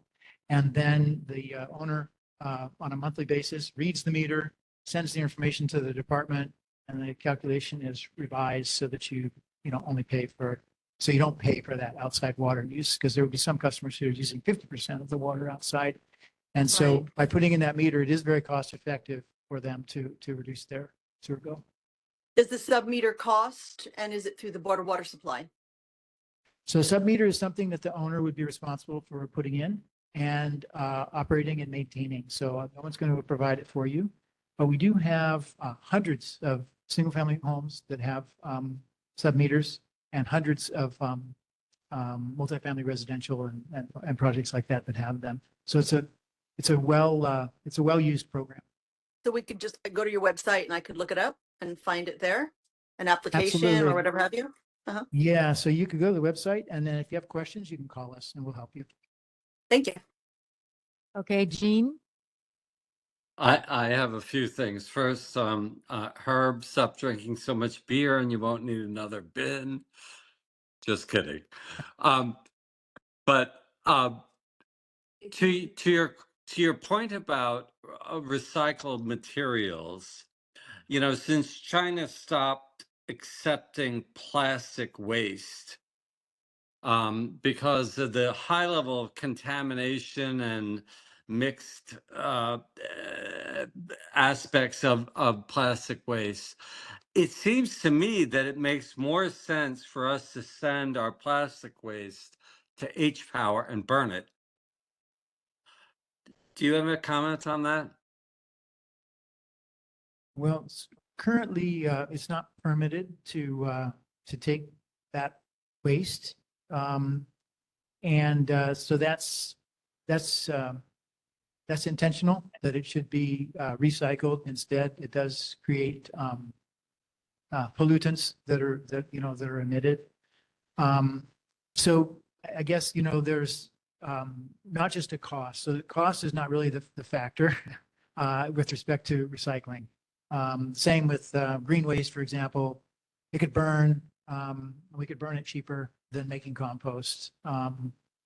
But we want to recycle as much as possible. And we have many programs to currently on recycling and many additional ones that are in the works to recycle as much as possible of our waste stream. Just so you know, my first job after graduating from University of Hawaii was doing an educational program for high school students on recycling. That was in 1978. Okay, so I'm all about recycling, but if it doesn't make sense with plastics anymore, then we should change the rules. And you know, I don't know where you're selling plastic these days for recycling and who's actually recycling it. Is it really getting recycled or is it getting sent to the mainland and buried somewhere? Because it has no value. Yeah, I can't say where it goes. I don't know. I know that we have a contract for the folks that receive the mixed recyclables. They are required to sort them and then have them recycled. Okay, thanks.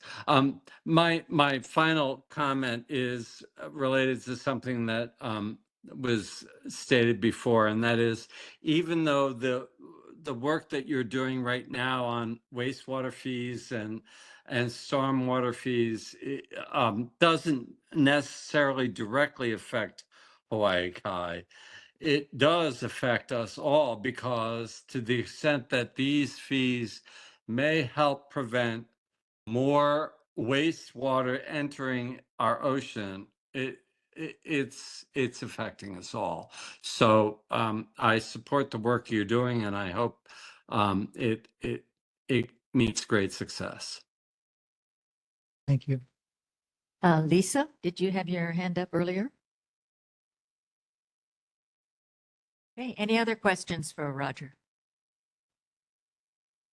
All right, well, Roger, it was a treat to have you here tonight, to be able to pick your brains on a number of different issues. So thank you very much for being with us. No, thank you. The feeling's mutual. And feel free to invite me back anytime to talk about refuse, if you just want to talk about refuse. And or when more information comes out about stormwater, the city will be happy to come and talk about that. So, all right, thank you very much. Next on our agenda is the City Council Chair Tommy Waters' office.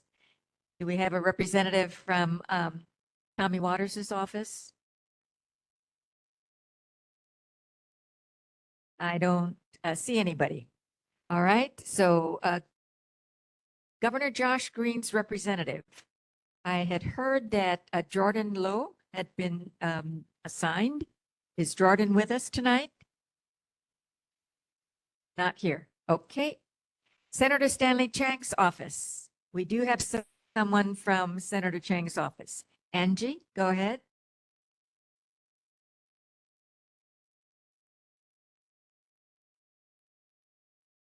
Hello, Angie, are you there? Well, we'll come back to you. Anyone from Senator Chris Lee's office?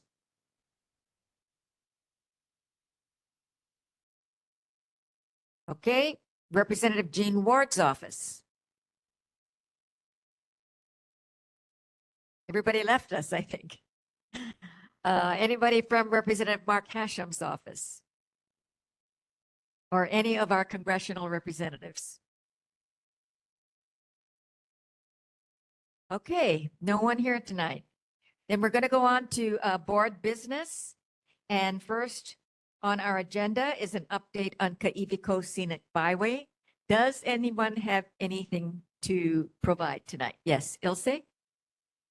Yes, I wanted to mention that there is at least motorcycle riding in the sand at the coast in Bamalu. That there's a lot of rocks have been moved, and you can clearly see that the traces of the motorcycles going in and out. So I wanted to bring this up as it affects the conservation and the restoration of the land. Okay, what I will do is to send Amy Asselby an email on this issue so that she is aware. Greg, go ahead. Yeah, I've walked that area recently and didn't really see much. It's not rocks being moved so much. It's just some natural gaps that motorcycles can get through. Maybe you've seen some where they have been moved as well, but last month we had said there were some rocks moved, and I was looking for that. I never saw anything moved. So unless you have a specific location. I think that based on the comment made at last month's meeting about some boulders being moved, Elizabeth had indicated that volunteers had filled in the gaps, and so that was no longer an issue. But I guess some of the gaps that Ilse is concerned about are large enough for the motorcycles to get through. Yeah, some of the gaps that were there when it was originally placed are indeed large enough for motorcycles to get through. So overall, there's still been a reduction, I would say like 90% of any violations. But yeah, if there is some, So the gaps are right next to the big parking lot. So you can see they come in the parking lot and they go there. I hadn't noticed the gaps before. Let's put it that way. I go there a lot. And you can see the tracks going through. I will send an email to Amy to have her see what she can do to follow up on closing some of the gaps. I don't think that it will totally prevent two-wheeled vehicles from getting through the boulders and onto the sand dunes, but hopefully we'll try to provide as many deterrents as possible. Herb, did you have a comment? Yeah, we also gotta understand that there's a lot of e-bikes and mopeds and motorcycles out there now. And apparently they're thinking it's gonna get worse, so they're working on the laws. Maybe that could be also mentioned on, see if they can put something in the laws. The second item on our board business was an update on Camilo Nui Valley agriculture. I do not have any updates, and Judy Nee, who is not able to be here tonight, indicated that she had nothing to report as well. But I did want to let all of the board members and the community who's still with us know that Kamehameha Schools is going to make a presentation at our November meeting.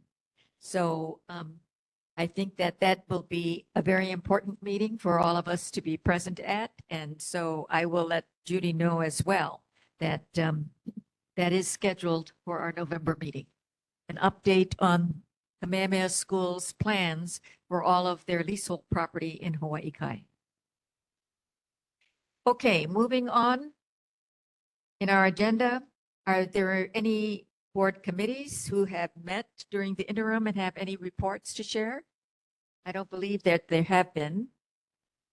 So we're going to move on to the approval of the regular meeting minutes. And everyone did get the revised minutes from Jeffrey. The correct minutes are posted online, and Jeffrey did send out copies to the board members who may have gotten the incorrect version that had been mailed to the homes.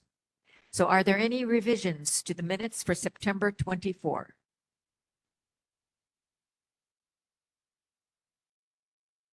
No revisions? Then if there are no objections, the minutes will be accepted as distributed. I'm going to be going into the closing announcements. Unless anybody online has any last comment or announcement? Greg, go ahead. Under other board announcements, I was wondering, seems like the website for the neighborhood board isn't following the same format. There was no downloadable PDF of the agenda. And even if you try to cut and paste it, it has all sorts of other information in there, so you can't just print it out. And that would certainly be helpful to restore what it was, unless is that a permanent change? Thanks. For that, I can't speak to the technical side for the website, but I'll follow up first thing tomorrow and send an email to the board members for the issues that are being presented. Herb? Excuse me. I also think I should thank everybody because I think we have a full house on the meeting online and present. So good job, everybody. I'd like to see your faces here, but at least you're participating. Thank you. Joseph?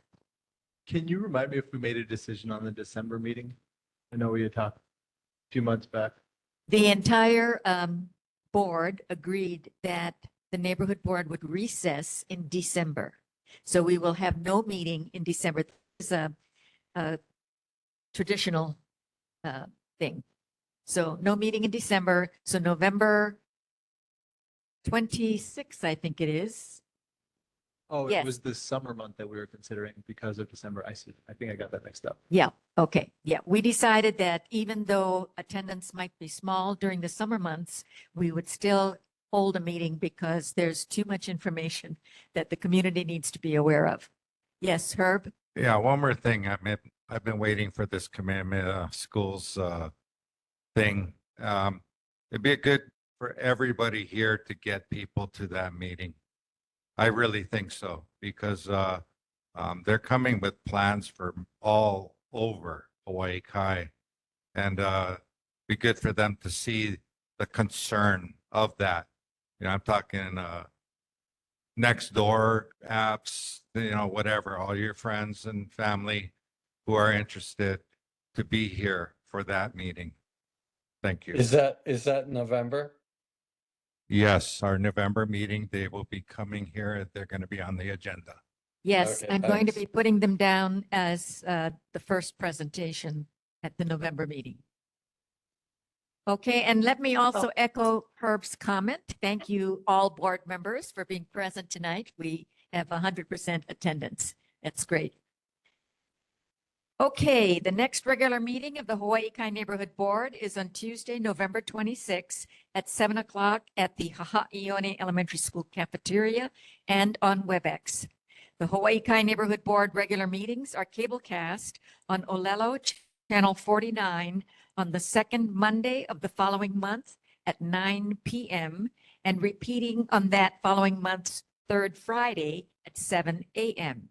The videos are also available online at the olelo.org OleloNet or at the honolulu.gov NCO boards at their board video archive. Thank you, everybody, for being here, and happy Halloween, and see you before Thanksgiving. Meeting is adjourned.